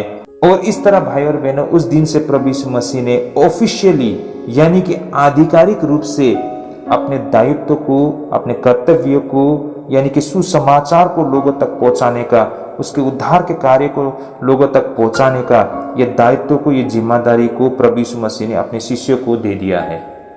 यानी कि पेंटिकोस का संडे क्या दिखाता है कि अब से आगे, इससे पहले जो कुछ प्रभु यीशु मसीह कर रहे थे, उस कार्य को अब प्रभु यीशु मसीह ने आधिकारिक रूप से अपने शिष्यों को दे दिया है, यानी कि आप और हम पर सौंप दिया गया है।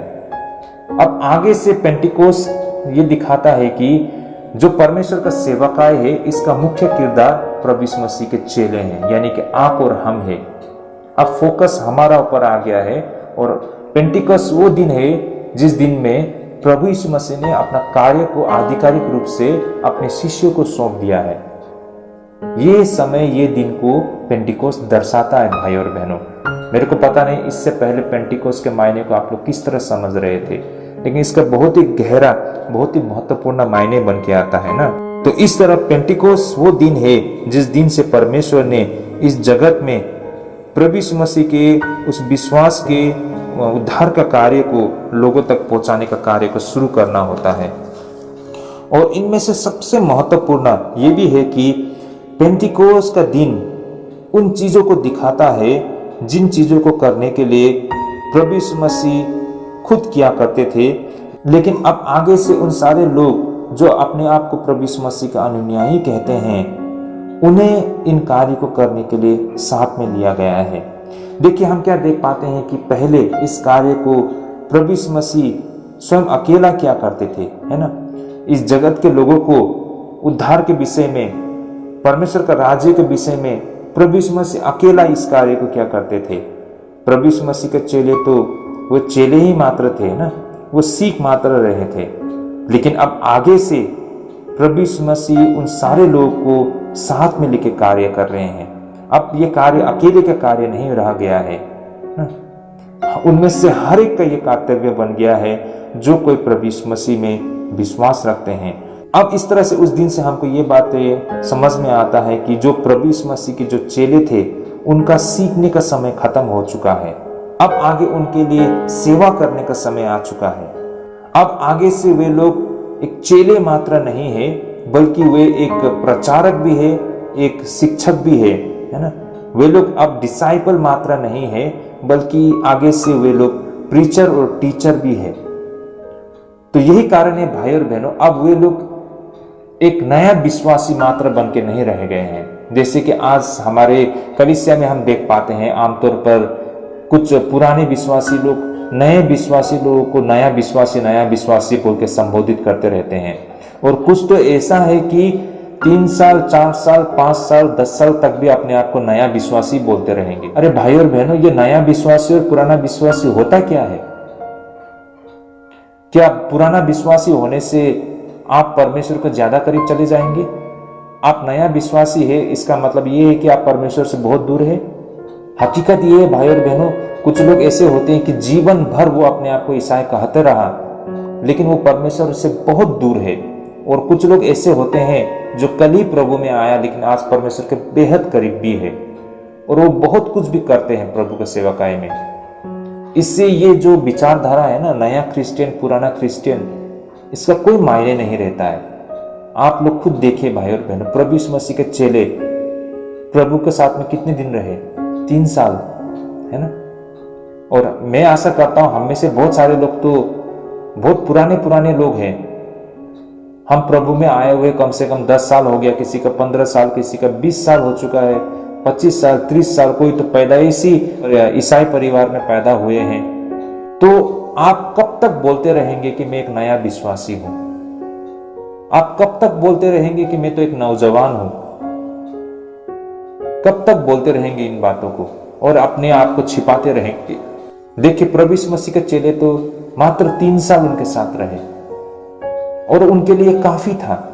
बस उनको तो पवित्र आत्मा की सामर्थ्य की आवश्यकता थी, उसी के इंतजार में थे। जैसे ही उनको पवित्र आत्मा की सामर्थ्य मिली, वो बिल्कुल तैयार हो गए और उन लोग ने अपना कर्तव्य को पूरा भी किया है भाई और बहनों। तो देखा जाए तो 3 साल भी काफी है, हाँ, लेकिन बशर्ते पवित्र आत्मा का साथ होना पड़ेगा। बिना पवित्र आत्मा का सहयोग के बिना आप 10 साल भी आप रह जाए विश्वास में, आप कुछ नहीं कर पाएंगे। कहने वाली बात और समझने वाली बात पेंटिकोस्ट से यही है भाई और बहनों।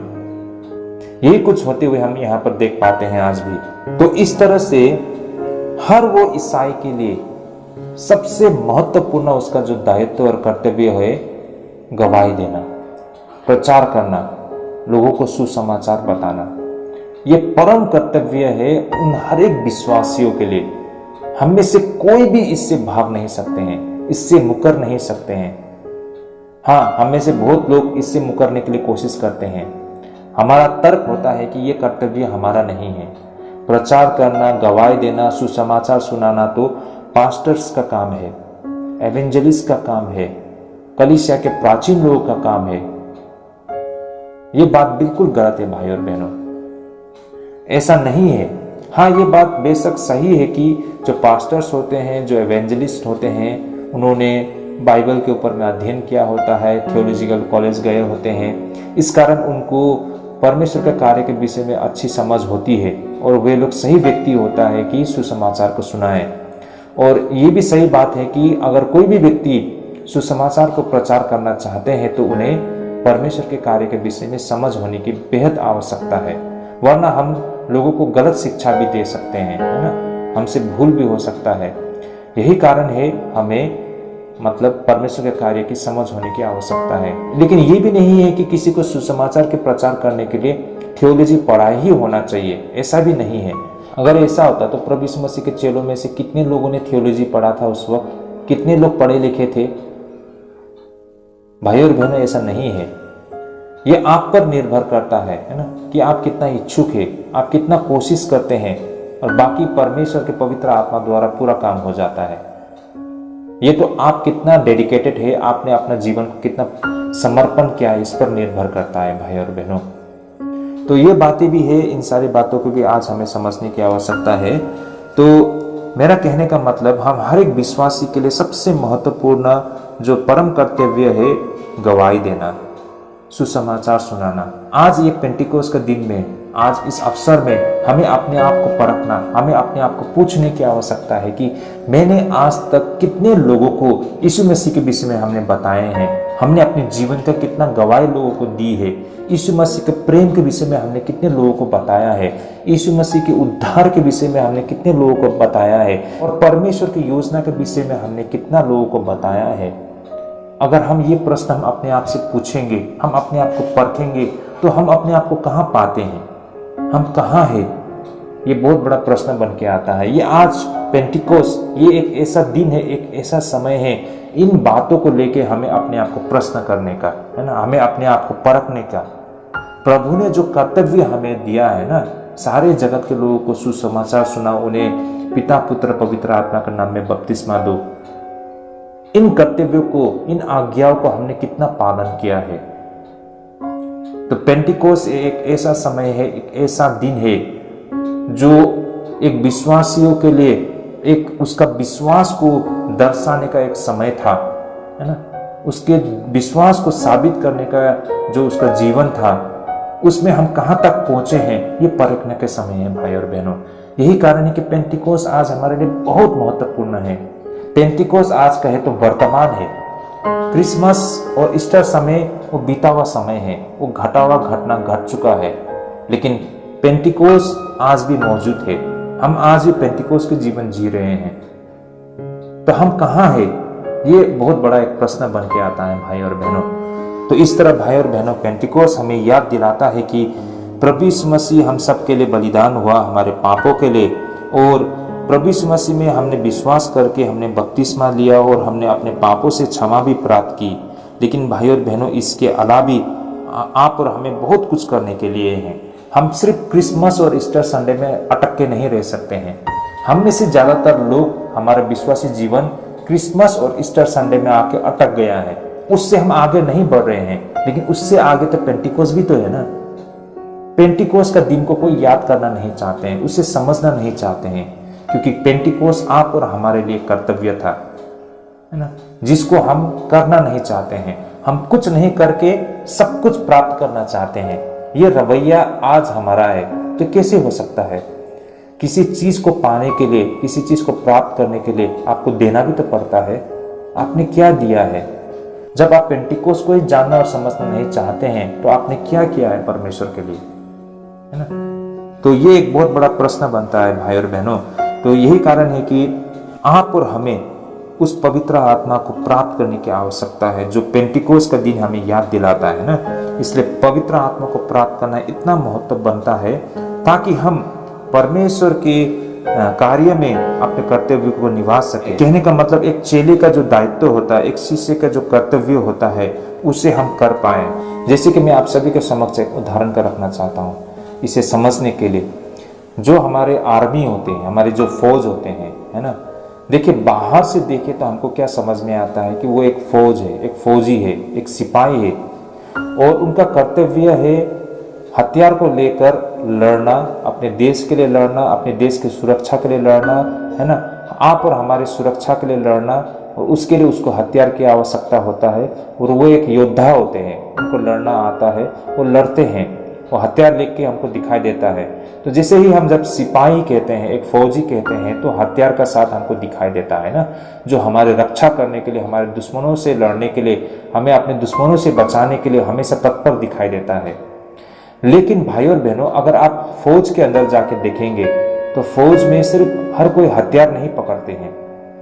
देखिए फौज में क्या होता है कि फौज में हर प्रकार के लोग दिखाई देता है। कुछ लोग जो फौज होते हैं, फौजी होते हैं, उसमें हमको डॉक्टर्स भी दिखाई देते हैं, जो लोगों की चिकित्सा, उनका देखभाल करते हैं। कुछ लोग हमको इंजीनियर भी दिखाई देते हैं, फौज में इंजीनियर्स भी होते हैं, वो कंस्ट्रक्शन का काम किया करते हैं, है ना। फौज में हमको दिखाई देता है पेंटर्स, जो पेंटिंग करते हैं। फौज में हमको ड्राइवर भी दिखाई देता है, हमको कुक भी दिखाई देता है, हमको स्पोर्ट्समैन भी दिखाई देता है, हमको वहाँ पर कररक भी दिखाई देता है। यानी कि हर प्रकार का काम करने वाले लोगों को दिखाई देता है फौज में। लेकिन जब जरूरत पड़ता है तो सारे के सारे लोग हथियार पकड़ के हथियार को भी चलाना आता है उनको। मेरा कहने का मतलब, देखिए उनको जो जो काम दिया होता है ना, जिनको ड्राइविंग का काम दिया होता है उसको वही काम करना होता है, और वो काम को बहुत अच्छी तरह से वो कर पाते हैं। किसी को इंजीनियरिंग का काम दिया गया है तो वो इंजीनियरिंग का काम अच्छी तरह से करते हैं, और जहाँ पर डॉक्टर होते हैं वो अपने कर्तव्य को अच्छी तरह निभाते हैं, और जहाँ पर स्पोर्ट्समैन होते हैं वो अपने खेल में बहुत ही निपुण होते हैं। तो इस तरह से उनको जो भी कर्तव्य दिया जाता है वो अपने अपने कर्तव्य को निभा पाते हैं। लेकिन एक चीज सभी को आता है, वो है हथियार चलाना, और उनका ये परम कर्तव्य भी है कि जब जरूरत पड़े तो उनको लोगों को रक्षा करना होता है, अपने देश के लिए लड़ना होता है, तो वो हथियार उठा के फिर लड़ भी सकते हैं। बाकी समय में वो अपना अपना काम करते हैं, है ना। उसी प्रकार परमेश्वर के घर में भी ऐसा ही कुछ होता है। परमेश्वर के घर में करने के लिए बहुत कुछ होता है। परमेश्वर के घर में कोई व्यक्ति कलीसिया का लीडर होता है तो कलीसिया का देखभाल करने वाला भी होता है ना। कुछ लोग वहां पर प्रचारक होते हैं, कोई प्रार्थना करने वाले होते हैं, है ना। मतलब कलीसिया के अंदर में, चर्च के अंदर में करने के लिए बहुत सारा कुछ होता है, बहुत लोग बहुत कुछ करते हैं, है ना। लेकिन सभी का एक महत्वपूर्ण, एक परम कर्तव्य क्या होता है? सुसमाचार को फैलाना, है ना, सुसमाचार को सुनाना। चाहे आप कलीसिया का बहुत बड़ा पास्टर्स हो, चाहे एक कलीसिया का एक साधारण सा केयरटेकर हो, है ना, लेकिन जरूरत पड़ने पर आप सभी को सुसमाचार को बताने के लिए, गवाही देने के लिए तैयार होना होता है या फिर आना चाहिए, क्योंकि ये हर एक विश्वासी का परम कर्तव्य है। उस वक्त हम ये नहीं बोल सकते हैं मैं तो कलीसिया का केयरटेकर हूं और मेरा काम नहीं है कि मैं गवाही देना, है ना, या प्रचार करना या लोगों को सुसमाचार बताना। ये काम तो पास्टर और एवेंजलिस्ट का मात्र है, ऐसा नहीं है।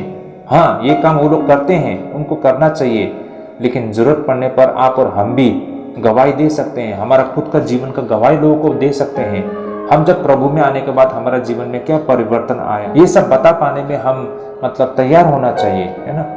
तो यही मेरा कहने का मतलब था कि अलग अलग समय में हम कुछ भी करें, परमेश्वर के घर में कुछ भी काम करें, लेकिन जरूरत पड़ने पर हम यीशु मसीह के लिए गवाही भी दे पाए और देना चाहिए। ये इतना तो हमको आना। और इसी प्रकार भाई और बहनों, मैं और एक उदाहरण आप लोगों को देना चाहूंगा, फौज यानी कि सिपाही से संबंधित। देखिए, कोई भी जो आर्मी मैन होता है ना, या सोल्जर्स होते हैं, जो फौजी होता है, देखिए जब फौज में भर्ती होते हैं तो वो ट्रेनिंग करते हैं, 9 महीने का ट्रेनिंग करते हैं। ट्रेनिंग खत्म होने के बाद उन्हें हथियार दिया जाता है और वो हथियार लेके वो अपना ड्यूटी करते हैं ना, वो अपना कर्तव्य को निभाते हैं। लेकिन भाई और बहनों, अगर कोई फौजी ट्रेनिंग खत्म होने के बाद उन्हें हम हथियार ना दे के उनको हम कुछ फावड़ा दे दे, है ना, या फिर हम उनको खाना पकाने के लिए बर्तन दे दे, या किताब लिखने के लिए हम किताब दे दे, तो क्या चलेगा?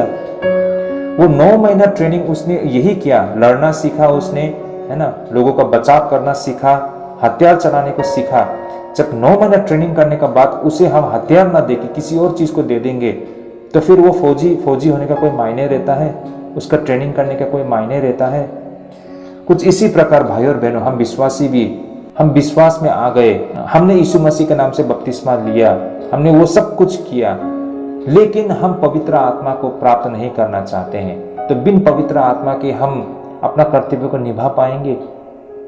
जिस तरह एक फौजी जब उसका ट्रेनिंग खत्म हो जाता है तो बिन हथियार का वो फौजी नहीं होता है, उसी प्रकार हम विश्वासी भी, हम विश्वास में आने के बाद अगर हमें पवित्र आत्मा ना हो, पवित्र आत्मा की सामर्थ्य ना हो, तो फिर हम कुछ नहीं कर पाए, हमारा विश्वासी जीवन बेमायने हो जाता है। तो मैं यही कहना चाहता हूं भाई और बहनों, ये पवित्र आत्मा को प्राप्त करना कितना महत्वपूर्ण है। और ये घटना कब घटी थी? पेंटिकोस के दिन में भाई और बहनों। ये क्यों उस दिन यानी कि पेंटिकोस के दिन में उन्हें पवित्र आत्मा की सामर्थ दी गई थी? ये सिर्फ उन लोगों के लिए नहीं था, ये पवित्र आत्मा की सामर्थ आप और हम उन सारे लोगों के लिए है जो कोई प्रभु यीशु मसीह में विश्वास करते हैं। तो ये पेंटिकोस का सामर्थ को पाने का क्यों इतना आवश्यक है? इसका क्या मायने हैं भाई और बहनों? इसे हमें समझने की आवश्यकता है।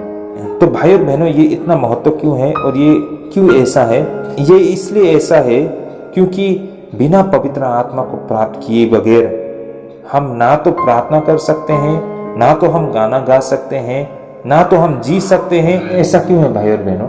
देखिए, मैं इसका कुछ उदाहरण देना चाहता हूँ। हम विश्वासी जीवन में क्या होता है, जब तक हम पवित्र आत्मा से परिपूर्ण नहीं होते हैं, हम जब प्रार्थना करते हैं ना, वो प्रार्थना हमारा मन से नहीं निकलता है। इसका प्रमाण ये है कि जब हम प्रार्थना करते हैं, उस प्रार्थना में हमको सामर्थ्य नहीं दिखाई देता है।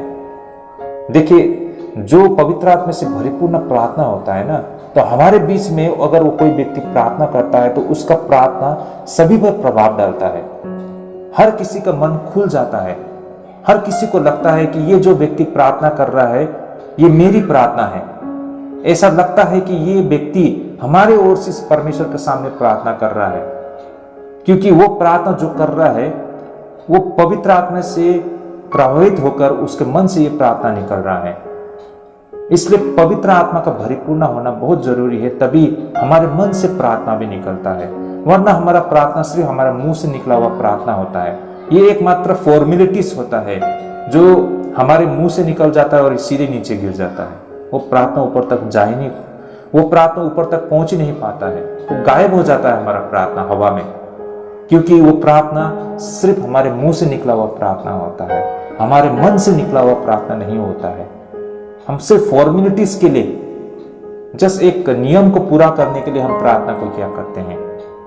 तो ये दिखाता है कि हमारा प्रार्थना पवित्र आत्मा रहित प्रार्थना है भाई और बहनों। उसी प्रकार हम जब अपने कलीसिया में जब भजन गाते हैं, जब हम भजन गाते हैं, वो मन से निकला हुआ भजन नहीं होता है, बस मुंह से निकला हुआ भजन होता है। उस भजन में ना तो कोई जोश होता है, ना कोई उसमें उस शब्दों में हम झूमते हैं, बस हमको गाना होता है, हम गाते हैं। एक प्रचारक ने ऐसा बोला था हमारे कलीसिया में कि उन्होंने बोला कि आजकल तो कलीसिया में बहुत एडवांस हो गया है, इसलिए कलीसिया में हर प्रकार का साउंड सिस्टम होता है, म्यूजिक सिस्टम होते हैं ना, कीबोर्ड होते हैं, गिटार होते हैं, तबला होते हैं, हर प्रकार के साउंड सिस्टम होते हैं। तो जब कलीसिया में भजन गाते हैं तो बहुत मजा आता है, क्योंकि साउंड सिस्टम बहुत अच्छी तरह से लगा हुआ होता है, उसमें गाने को मजा आता है। लेकिन उस साउंड सिस्टम को हटा दीजिए, किसी को गाने की इच्छा नहीं होता है, किसी को भजन करने की इच्छा नहीं होता है। तो यहां से आप समझ जाइए भाई और बहनों, क्योंकि वो जो भजन कर रहे हैं ना, और भजन का जो आनंद ले रहे हैं ना, वो म्यूजिक की वजह से ले रहा है। अगर वो भजन दिल से निकला होता, तो वो म्यूजिक सिस्टम ना भी होता ना, तो वो भजन का आनंद ले पाते, वो भजन कर पाता। मेरी बातों को आप लोग समझ पा रहे होंगे भाई और बहनों।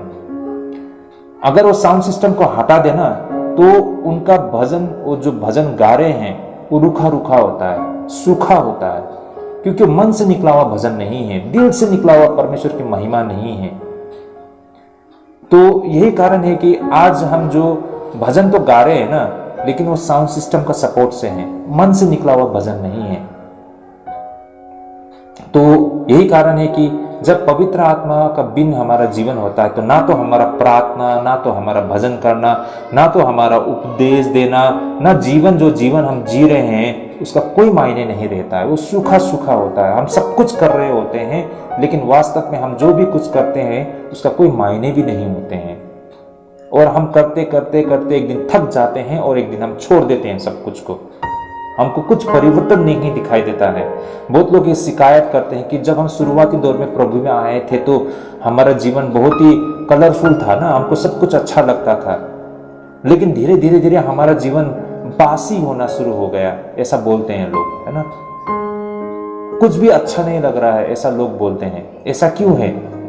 क्योंकि उस व्यक्ति ने पवित्र आत्मा को जो एहसास किया था शुरुआती दौर में, उस पवित्र आत्मा को प्राप्त करने में वो विफल हो गया है। इसलिए वो जो जीवन अब तक जी रहा था, जो शुरुआत में उसने जो पवित्र आत्मा को प्राप्त किया था, उसकी जोर से, उसके सपोर्ट से सिर्फ यहां तक पहुंचा है। लेकिन आगे बढ़ने के लिए उसे संपूर्ण रूप से पवित्र आत्मा को प्राप्त करना बहुत जरूरी था। वो नहीं कर पाने की वजह से वो रुक जाता है, उनका जीवन ठप हो जाता है, एक ही स्थान में स्टेगनेंट ना, रुक के रह जाता है और वहीं पर खत्म हो जाता है। उस व्यक्ति का विश्वासी जीवन वहीं खत्म हो जाता है भाई और बहनों। ये हकीकत है, ये हजारों लोगों का ये एक समस्या बन गया है। हर जगह आपको मिल जाएगा इस तरह के लोग। ऐसा क्यों है भाई और बहनों? पवित्र आत्मा को प्राप्त करना ये बहुत महत्वपूर्ण है, और ये चीज हम पेंटिकोस्ट के दिन को याद करते हुए हम इस चीज को समझने के लिए कोशिश करते हैं भाई और बहनों। पेंटिकोस्ट हमें इन बातों को याद दिलाता है कि ये कितना महत्वपूर्ण है। मैं आप सभी से और एक उदाहरण को शेयर करना चाहता हूं। आप सभी को याद होगा जब परमेश्वर ने आदम को मिट्टी से बनाया, और जब आदम बन के तैयार हो गया, उसमें कुछ भी हलचल नहीं दिखाई दिया। लेकिन जब परमेश्वर ने उसके नाक से जीवन का सांस को फूका, है ना, तब जाके उसका जीवन में हलचल दिखाई दिया और वो जीता जागता इंसान बन गया ना, और खूबसूरत इंसान परमेश्वर के सामने खड़ा था। उसी प्रकार भाई और बहनों, आज हम कलीसिया में और हम आत्मिक जीवन में भी, एक विश्वासी जीवन में भी इन चीजों को हमें दिखाई देता है। देखिए, परमेश्वर ने हम सबको वो गिफ्ट हमको दिया है ना, पैदाइशी हमारे पास वो गिफ्ट होता है। बहुत सारे लोगों में जैसे कि अच्छा गाने का उसका कला होता है ना, उसका जो वॉइस होता है, उसका जो आवाज़ होता है बहुत खूबसूरत होता है। किसी में जैसे कि हम देख पाते हैं कि साउंड सिस्टम चलाना, म्यूजिक सिस्टम चलाना, है ना, उनका जो बजाने का कला होता है, उसका टैलेंट जो होता है बहुत अच्छा होता है ना। किसी को लिखना आता है, किसी को पढ़ना आता है, किसी को समझाना आता है ना। तो हर किसी में कुछ ना कुछ टैलेंट होता है, कुछ ना कुछ खूबी होता है। लेकिन हम देख पाते हैं कि उसके जीवन में वो जो टैलेंट है वो उसी के अंदर रह जाता है। उसके अंदर में जो खूबी है उसके द्वारा परमेश्वर की महिमा होते हुए हमको नहीं दिखाई देता है। ऐसा क्यों है? क्योंकि भाई और बहनों, अब तक पवित्र आत्मा ने वो सामर्थ को आपके अंदर नहीं फूका है। जिस दिन पवित्र आत्मा उस सामर्थ को आपके अंदर फूक देंगे तो आपका जो अंदर का जो टैलेंट है ना वो बाहर निकल के आता है और उसके द्वारा परमेश्वर की महिमा होते हुए देख पाते हैं। देखिए भाई और बहनों, आप लोग ने देखा होगा ना, हम विश्वासी भाई बहन लोग के बीच में बहुत ही अच्छी आवाज से परमेश्वर के भजन करते हुए, है ना, कोई साउंड सिस्टम बजाते हुए, कोई प्रचार करते हुए, कोई लिखते हुए हमको दिखाई देता है।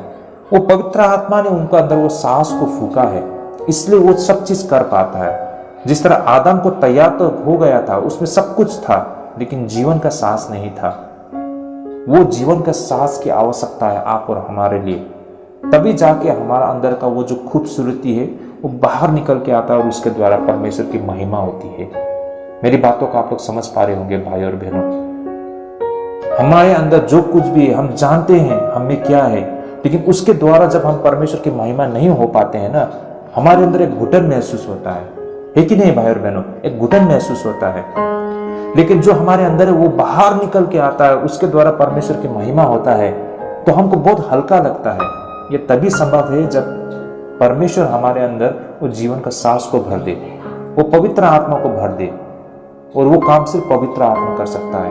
पवित्र आत्मा ही हमारे अंदर वो सांस को, उस जीवन को, उस सामर्थ को डाल सकते हैं, तभी जाके हमारा जीवन का कुछ मायने बनता है। तो इस तरह भाई और बहनों, एक बार पवित्र आत्मा हमारे जीवन में प्रवेश करता है तो हमारे अंदर भी पतरस की तरह वो ताकत, वो सामर्थ आती है, और शायद हो सकता है कि पतरस की तरह ही हमको भी वही प्रमाण मिले ना, जिस तरह पतरस ने 3000 लोगों के जीवन को परमेश्वर के कलीसिया के साथ में जोड़ दिया था उस दिन। हो सकता है आप और हमारे द्वारा भी वैसा ही परिणाम मिले, है ना।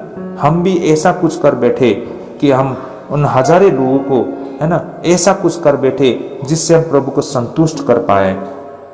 तो जब पवित्र आत्मा हमारे जीवन में आता है तो हमारा जीवन बिल्कुल बदल जाता है भाई और बहनों। सिर्फ हमारी नजरिया और हमारी सोच नहीं, बल्कि हमारा जीवन बदल जाता है, जिस तरह पतरस का जीवन बदल गया था। तो यही कारण है भाई और बहनों, हमें पवित्र आत्मा की सामर्थ की आवश्यकता है ना, पवित्र आत्मा की ताकत की आवश्यकता है। तो भाई और बहनों, यही था पेंटिकोस्ट से संबंधित हमारा संदेश आपके लिए, और ये बहुत ही महत्वपूर्ण है आज इन बातों को हमें समझने के लिए, क्योंकि आज के समय में हम विश्वासियों के लिए हमारा विश्वास सिर्फ क्रिसमस और ईस्टर संडे तक ही रह गया है। लेकिन वास्तव में आप और हमारे लिए जो कुछ बातों को समझना है वो इससे आगे है ना, इससे आगे, यानी कि पेंटिकोस्ट, जहां पर हमें अपना कर्तव्य को निभाना होता है, जहां पर आप हमारे लिए बहुत कुछ है, वहां तक हम आगे बढ़ना नहीं चाहते हैं। और ये एक नज़र से हम देखें तो हमारी अगुवा लोगों का भी कमजोरी है ना, हमारे लीडर्स लोग का भी कमजोरी है, जो लोगों तक इन सत्य को नहीं पहुंचा रहे हैं। भाई और बहनों, ये बहुत ही महत्वपूर्ण है, बहुत ही इंपॉर्टेंट है।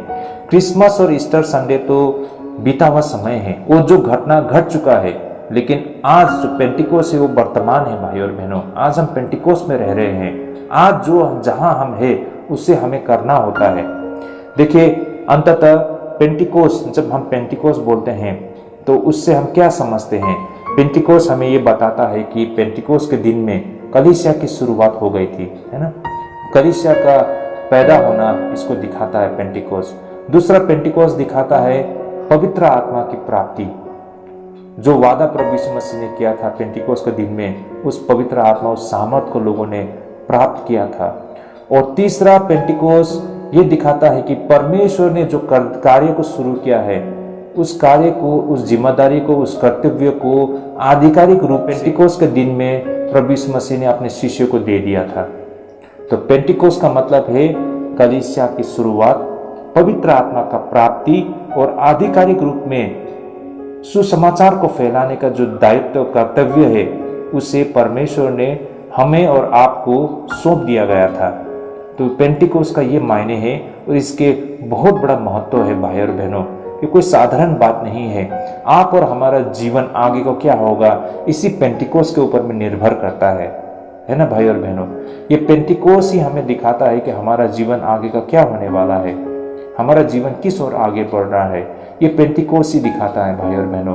पेंटिकोस्ट हमारे लिए बहुत बड़ा संदेश लेके आता है, इसे हम नजरअंदाज नहीं कर सकते हैं भाई और बहनों।